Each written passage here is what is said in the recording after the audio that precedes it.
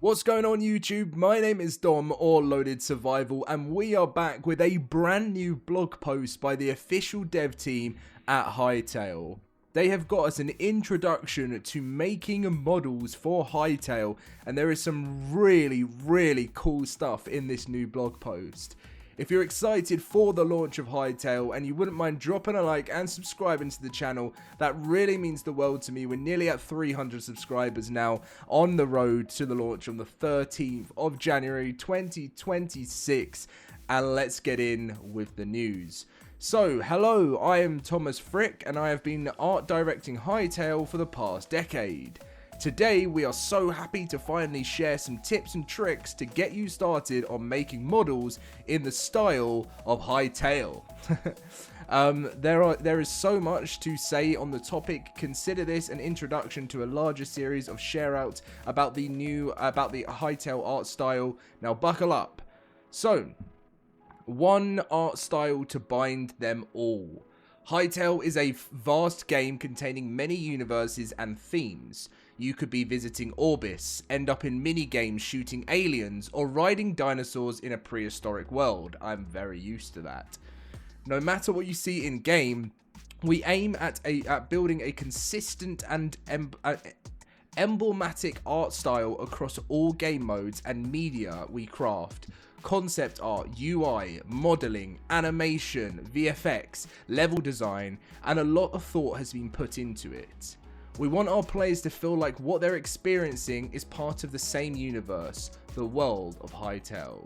In any game, art direction is the glue that binds every aspect together and maintains a consistent, enjoyable immersion.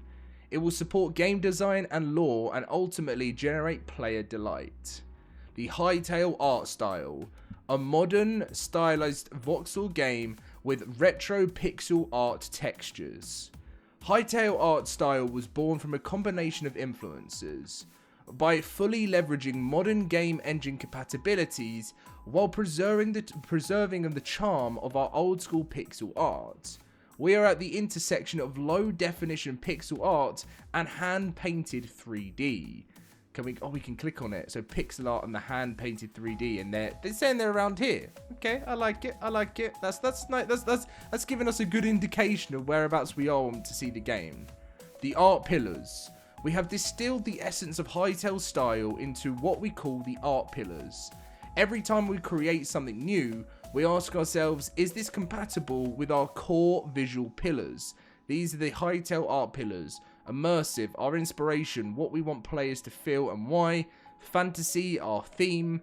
The settings we want the game to take place in and the rules of our universe. Stylized, so the way we paint, model, texture and animate our stylistic choices. And flexible, our technical choices. The philosophy for supporting our creators and the approach to our tools here at the Hypixel Studios. So, immersive, we're inspired to make a world feel alive and for its digital nature to vanish. Art helps maintain the illusion of this lively world. There is motion and detail everywhere. Wind blows in the leaves, creatures wander around, clouds travel and let light pierce through. The world reacts to the player, creatures interact with them, and their eyes express emotion and interest.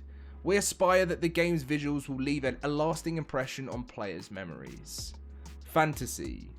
Hytale is deeply fantasy, but isn't limited to our core medieval fantasy world of Orbis. Our art style remains recognizable and consistent across universes, stories, and themes. Each character we create has a unique personality and twist, even when we reuse popular archetypes. Stylized. This is visible through our proportions, color palette, and stylistic choices. Our models aim to be iconic and easily identifiable so players can read the world they navigate regardless of how cluttered the space is. Simplicity is key. It doesn't mean low quality, and it takes many iterations to achieve. We carefully select which parts of geometry we preserve and which discard to achieve consistency. Flexible. Because our models are composed of primitive shapes like cubes and quads, it is also very easy to understand how they're made. When creating them, we keep the technical structure simple enough to be easy to comprehend, iterate on, and read so our artists and users can make it theirs. Our tools are designed to be used and shared by everyone, and this is the true goal of Hytale, empowering user creativity. The Hytale renderer. The game wouldn't look as great without the technology bringing everything together. As described in the blog post about technical requirements, our engine is designed to run efficiently on older computers, prioritizing speed while also displaying an impressive number of elements at a satisfying view distance. We want our game to be playable by as many as possible, so it will always be a matter of compromises between what's beautiful and what's performant. We aren't using the industry standard PBR workflows, roughness, normal maps displacement, etc. It's really tailored to elevate the art style in its unique way. We avoid applying effects that would damage the handcrafted texture style, the shading modes, the shadow map, the SSAO, the fog and bloom we apply to our world are the cherry on top, making Hytale feel cozy and vibrant. Ultimately, even without any effects, our models should look good on their own. We paint lights and shadows inside textures and use real lights / shadows to bring everything together. This is like a little summary kind of thing. They say we aren't using PBR workflows to create complex materials. Instead, we rely on in-house propagation techniques, and we apply a selective set of shaders and post-processing effects such as bloom, depth of field, and ambient occlusion. So what's next for the rendering engine? So rendering deserves its own blog post, but it will continue to evolve significantly.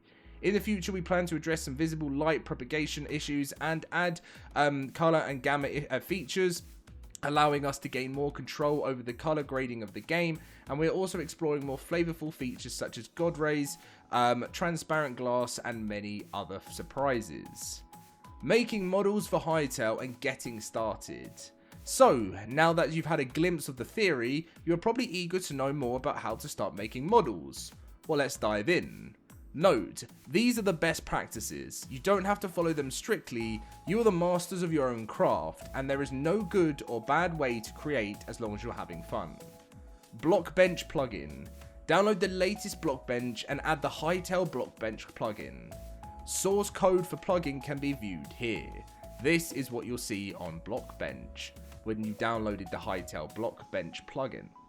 To help you build models, we are releasing a Blockbench plugin tailored to our engine's need. Please note that this plugin is also in early access and you might encounter bugs.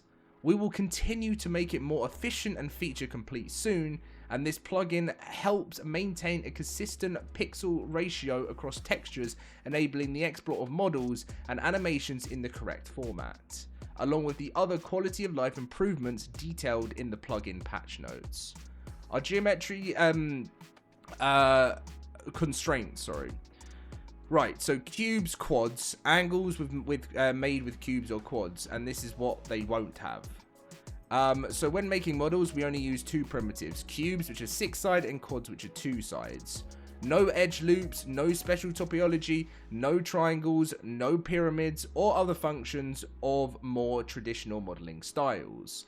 This ensures that all models are easy to make, unwrap, and animate, and we don't require weight painting, rigging, or a 3D art degree to get started. The Blockbench plugin will help you to keep everything simple. So here are the Hytale proportions. The character bodies are far from realistic. They are small, bulky, and cartoony.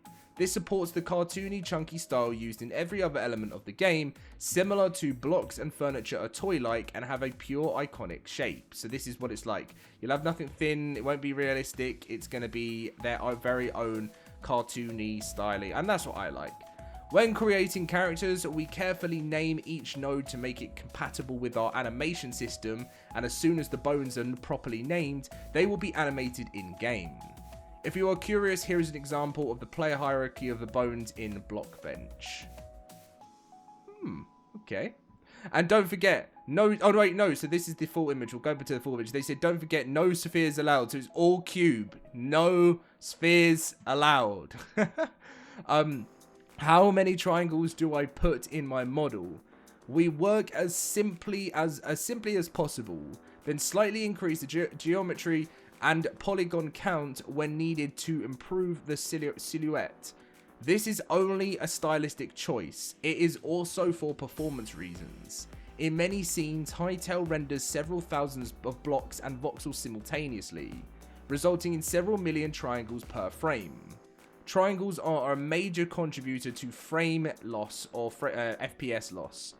To minimize impact on the graphics card, the GPU, artists need to ensure models are highly optimized, and here are some examples of the models and the complexity of models depending on the frequency in game. We have T1 Hyperuse, T2 Common, T3 Rare, and T4 Epic, which looks absolutely incredible, by the way, those models. The tree I love.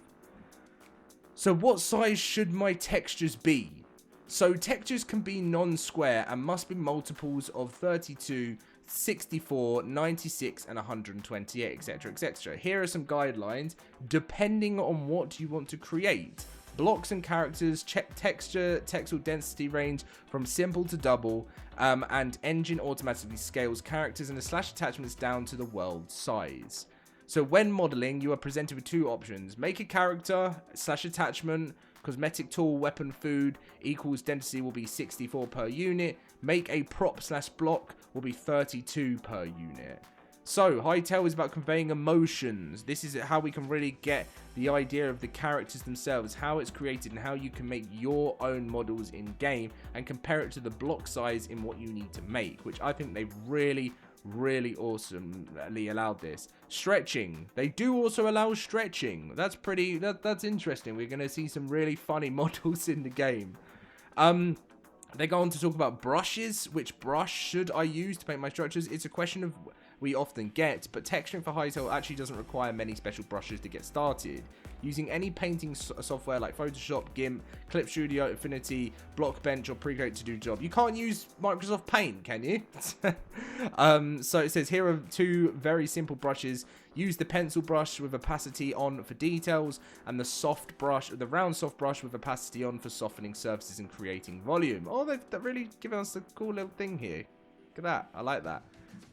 For how, because I know a lot of you guys that are watching this that will end up making your own models love your attention to detail, and that's very important. So yeah, I think a lot of this goes deep into how to pick good colors, how to fit what works, and yeah, I think it looks cool. Oh, they've even got all the shading modes in here, shading mode and material.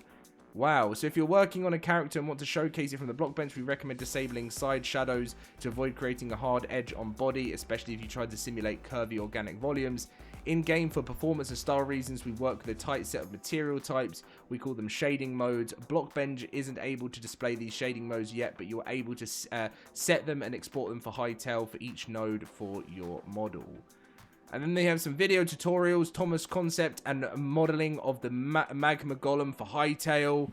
And yeah, so you can go and watch that if you want to say. The High Team's art role is also here to support the community by sharing our creative vision, our tools and good practices, so you, whether you're an advanced creator or simply curious, can take the leap and have everything you need to dive into beautiful models. And we will soon share more about advanced techniques for modeling, animation, VFX and UI art. We hope this blog post will be useful for future creations and that you will have a good time editing the vast world we built for you. Attached below are a small selection of models for your enjoyment and tinkering. So get yourself ready if you are going to be creating in the world of Hytale, and remember, no spheres allowed. But yeah, let me know your thoughts and feelings on this. Hytale is getting closer, and wow, really good post here from Thomas Frick. Shout out to you, and let's move in closer to the launch of Hytale.